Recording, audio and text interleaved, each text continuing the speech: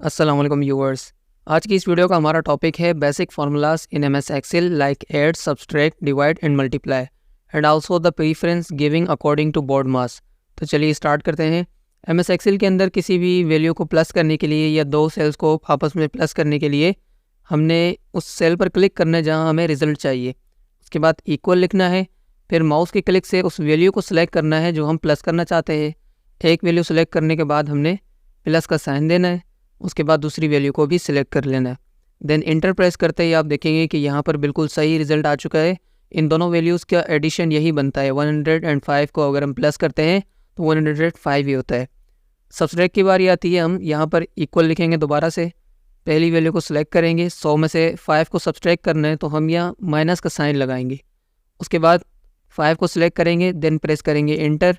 तो आप देख सकते हैं 100 में से 5 माइनस होते हैं तो 95 ही आंसर होता है। डिवाइड करने के लिए हम जो सिंबल यूज़ करते हैं वो स्लैश का सिंबल होता है। इक्वल लिखेंगे, आप यहाँ से सेल को सिलेक्ट कीबोर्ड से भी कर सकते हैं। एरो बटन को प्रेस करते हुए आप यहाँ से मूव कर सकते हैं। पहले सेल पर अपना कर्सर आपने रखना है, उसके बाद कीबोर्ड में से ये वाला स्लैश प्रेस करना है। उसके बाद आपने दूसरी वैल्यू को सिलेक्ट करना है, देन अगेन इंटर। इंटर करते ही आप यहाँ पर देख सकते हैं कि 100 को अगर 5 से डिवाइड किया जाए तो 20 ही आंसर आता है।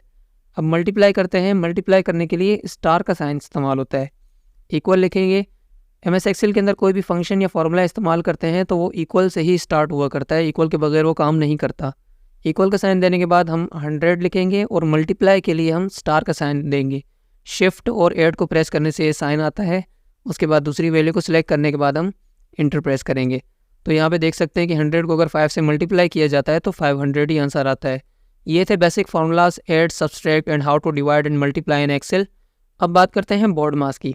बोर्ड मास असल में एक उसूल है, एक रूल है जिसकी फुल फॉर्म है bracket, order, divide, multiply, addition and subtraction.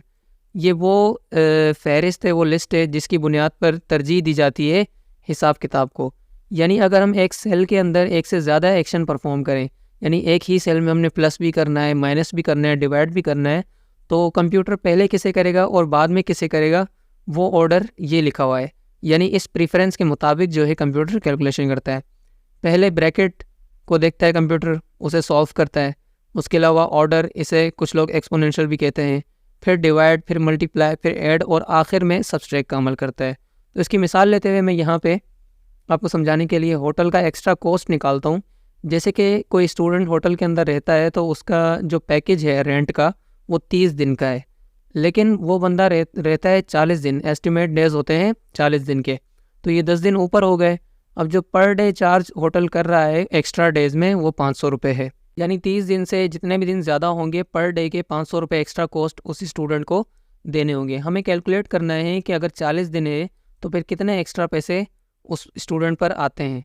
तो चलिए हम इसे देखते हैं। इक्वल लिखने के बाद हम क्या करेंगे, 40 उसमें से माइनस कर देंगे 30, जिससे हमारे एक्स्ट्रा डेज निकल आएंगे यहाँ पर 10 डेज। हम दोबारा से फार्मूला के अंदर जाएंगे, इक्वल 40 माइनस 30, यहाँ पे हमारा 10 आंसर आता है। और अगर हम 10 को मल्टीप्लाई कर देंगे, फिर मल्टीप्लाई बाय 500, 500 रुपये से मल्टीप्लाई करेंगे तो एक्सपेक्टेड हमारा जो आंसर है वो है 5000 रुपये। क्योंकि अगर एक दिन के 500 रुपये एक्स्ट्रा हैं तो फिर 10 दिन के 5000 रुपये होने चाहिए। जैसे हम इंटर प्रेस करते हैं तो यहाँ पर हम देखते हैं कि 14,960 रुपये आ रहे हैं, यानी कि ये आंसर गलत है। वो वैल्यू भी माइनस में आ रही है, इस वजह से ये ब्रैकेट में है। तो ये वैल्यू गलत कैसे आई, हम यहाँ पर देखते हैं। यहाँ पे असल में कंप्यूटर क्या कर रहा है कि पहले यहाँ देखें मल्टीप्लाई कर रहा है यहाँ पे I6 वाले सेल को, यानी ये जो पैकेज वाला सेल है, ये 40 वाला, इसे ये मल्टीप्लाई कर रहा है I8 से, कॉस्ट पर डे से। 40 को 500 से मल्टीप्लाई कर रहा है वो, तो फिर 1200 आंसर आता है। उसके बाद वो माइनस करेगा, क्योंकि यहाँ पे अगर आप प्रीफरेंस देखें इसका तो पहले मल्टीप्लाई होता है उसके बाद सब्सट्रैक्ट होता है। मगर अगर हम चाहते हैं कंप्यूटर करे पहले माइनस बाद में मल्टीप्लाई करे, तो उसके लिए हम क्या करेंगे, पहला प्रीफरेंस किसको दिया जा रहा है, ब्रैकेट को, यानी कंप्यूटर पहले ब्रैकेट को सॉल्व करता है। तो हमारा ये जो यहाँ पर कैलकुलेशन माइनस वाली है, इसे हम यहाँ पे ब्रैकेट में बंद कर देंगे, स्टार्ट में भी एंड में भी लगाएंगे। अब कंप्यूटर क्या करेगा कि पहले माइनस कर देगा 40 में से 30 को, जो कि 10 आंसर आएगा।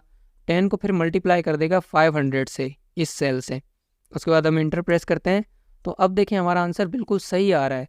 यानी जो कंप्यूटर तरजीह देता है वो इस उसूल के मुताबिक तरजीह देता है अगर एक फार्मूला के अंदर हमने माइनस प्लस मल्टीप्लाई डिवाइड एक साथ सारी चीज़ें यूज़ की हुई हैं। I think that's all for today's video.